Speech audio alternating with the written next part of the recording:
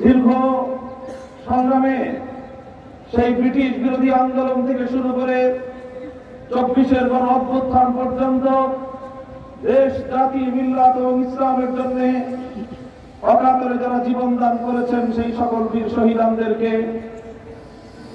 সেই বালাকোটের রণাঙ্গনে শাহাদাতপ্রাপ্ত সৈয়দ আহমদ শহীদ রহমতুল্লাহি আলাইহি, শামিলীর রণাঙ্গনে শাহাদাত বরণকারী হাফেজ জামিল শহীদ রহমতুল্লাহি আলাইহি, 1905 সালের বঙ্গভঙ্গ আন্দোলনের মহান নায়ক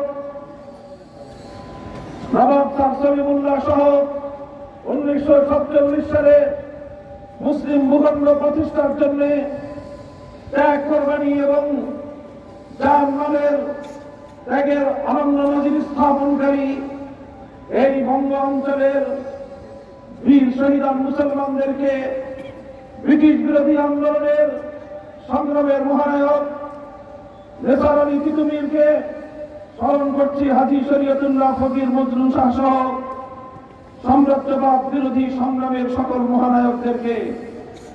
1947 সাল থেকে 1971 সাল পর্যন্ত পশ্চিম পাকিস্তানি খান পাঠানদের কোরআন সুন্নাহর আইন এবং কোরআন সুন্নাহ অনুযায়ী ইসলামী রাষ্ট্র প্রতিষ্ঠার জাতির সঙ্গে কৃত অঙ্গীকার ভঙ্গ করার প্রেক্ষিতে এই জনপদ থেকে গড়ে ওঠা সকল আন্দোলন এবং সংগ্রামে শাহাদাত বরণকারী বীর শহীদদেরকে স্মরণ করছি। 1971 সালের বৈষম্য বিরোধী, জুলুমের বিরুদ্ধে, জালিমের বিরুদ্ধে, মজলুমের লড়াইয়ে আত্মত্যাগকারী সকল বীর শহীদদেরকে।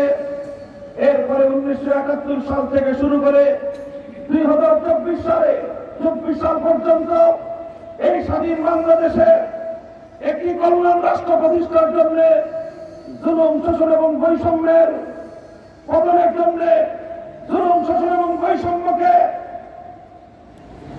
দূর করে বাংলাদেশকে একটি সাম্য, ন্যায় এবং ইনসাফ ভিত্তিক রাষ্ট্র হিসেবে গড়ে তুলবার জন্য যারা যুগে যুগে বিভিন্ন সময়ে জালিমের বুলেটের আঘাতে প্রাণ হারিয়েছে সকল বীর শহীদদেরকে, বিশেষ করে বিগত 15 বছর ভিনদেশী ক্রীড়াবাদ, আধিপত্যবাদী শক্তির সেবাদাসী, ফ্যাসিবাদী স্বৈরাচারী জালিম শেখ হাসিনার 15 বছরের প্রতিবাদ আমলে শাহাদাত বরণকারী সকল শহীদদেরকে বিশেষ শ্রদ্ধা করে আমরা স্মরণ করছি।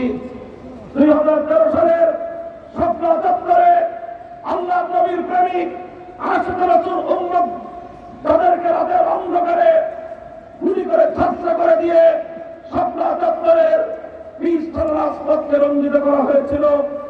2009 সালের পিলখানার ট্রাজেডিতে শাহাদাত বরণকারী 57 জন বীর শহীদ সেনা কর্মকর্তাদেরকে সর্বশেষ 2021 সালে মোদী বিরোধী, ভারতীয় আধিপত্যবাদ বিরোধী বাবরি মসজিদের সৈনিকদের আন্দোলন করে ওঠা, সেই আন্দোলনে নির্বিচারে গুলি করে হত্যাকাণ্ডের শিকার হেফাজতে ইসলামের প্রায় 25-26 জন বীর শহীদদেরকে।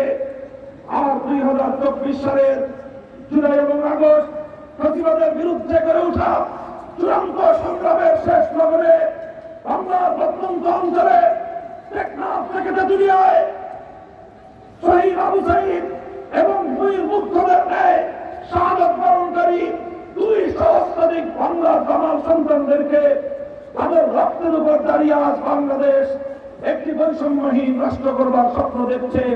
সকল শহীদদের রুহের মাগফিরাত কামনা করে এবং তাদের স্বপ্নের বাংলাদেশ গড়বার দৃঢ় প্রত্যয় নিয়ে আমি বাংলাদেশ খেলাফত যুব মজলিসের সকল কর্মীদেরকে আজকের এই যুব সমাবেশে স্বাগত জানাই, অভিনন্দন জানাই, ধন্যবাদ জানাই এবং আগামী দিনের সেই ধারা অব্যাহত রেখে সংগ্রামকে সামনের দিকে এগিয়ে নেওয়ার উদাত্ত আহ্বান জানাই।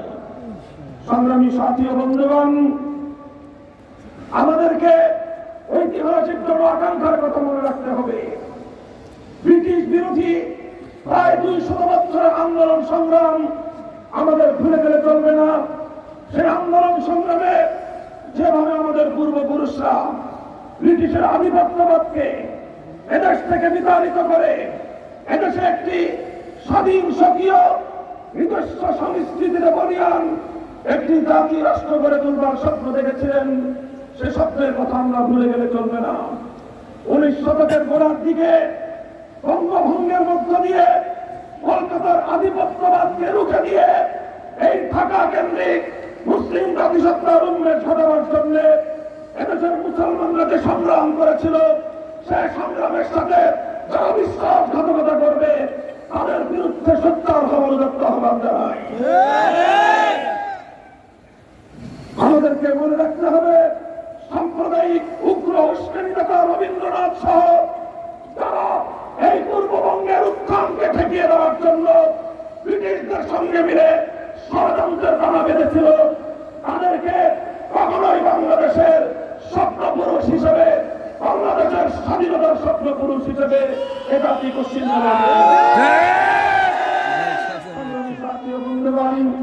আমাদের এই জাতিসত্তা গঠনের পিছনে 1947 সালের রাজনৈতিক বিভাজনকে যারা মুছে ফেলতে চায়, তা বাংলাদেশের মানচিত্রকে মুছে ফেলবার ষড়যন্ত্র করে। 1947 সালের দেশ বিভাগের সময় ঐতিহাসিক ভাবে বিভক্তির মধ্য দিয়ে বাংলাদেশের এই অঞ্চল, এই মানচিত্র ইসলাম এবং মুসলমানদের জন্য সংরক্ষণ করা হয়েছিল। 24 বছর পর্যন্ত পশ্চিম পাকিস্তানি স্বৈর শাসকরা এদেশের মুসলমানদের সঙ্গে গাদ্দারিয়ার বিশ্বাসঘাতকতা করেছে।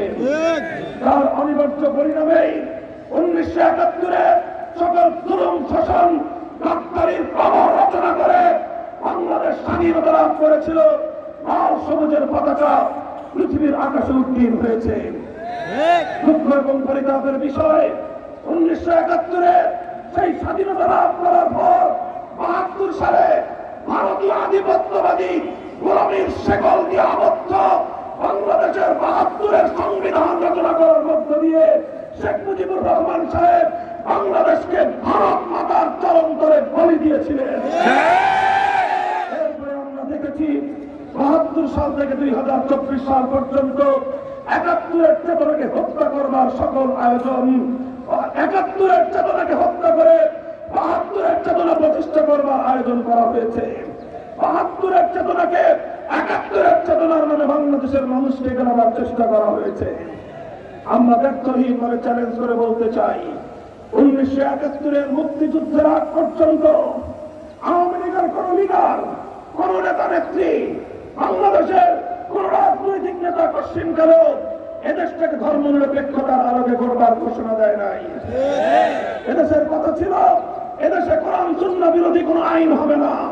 1970-এর জাতীয় নির্বাচনের পূর্বে শেখ মুজিবুর রহমান সাহেব বাংলাদেশের গণমানুষের নেতা হিসেবে এই ওয়াদা এবং অঙ্গীকার তিনি করেছিলেন। অত্যন্ত দুঃখ এবং পরিতাপের বিষয় হলো 70-এর নির্বাচনের আগে জাতির সঙ্গে তার কৃত এই অঙ্গীকার এবং ওয়াদা আমরা দেখেছি নির্মমভাবে 72-এর সংবিধান তৈরির মাধ্যমে বাংলাদেশ থেকে ধর্মভিত্তিক তথা ইসলামী রাজনীতি নিষিদ্ধ করবার মাধ্যমে 70-এর সেই ওয়াদার সঙ্গে শেখ মুজিবুর রহমান সাহেব গাদ্দারি এবং বিশ্বাসঘাতকতা করেছেন। সংগ্রামী সাথী ও বন্ধুগণ, আজ সময় এসেছে কথা ব্যর্থহীন ভাবে বলবার। 72-এর সংবিধানে মূলত ভারতকে বাংলাদেশে ভারতকে পুনর্বাসন করা হয়েছে। ভারতীয় সংবিধানের মূলনীতিগুলোকে বাংলাদেশের সংবিধানে অন্তর্ভুক্ত করার মধ্য দিয়ে 71-এর মুক্তিযুদ্ধের চেতনাকে হাইজ্যাক করা হয়েছে। সংগ্রামী সাথী ও বন্ধুগণ, আজ এ কথা 2024-এর 5ই আগস্টের বিপ্লবের পর এই মুক্ত বাংলার স্বাধীন মাটিতে দাঁড়িয়ে এই স্বাধীন বাংলার সন্তান আমরা ব্যর্থহীন ভাবে বলতে চাই, 71-এর চেতনাকে 72-এর চেতনা দিয়ে হাইজ্যাক করা হয়েছিল। 24-এর চেতনা যদি আবার কেউ হাইজ্যাক করার চেষ্টা করে, তাহলে ছাত্র জনতার সঙ্গে কাঁধে কাঁধ মিলিয়ে সকল ষড়যন্ত্রের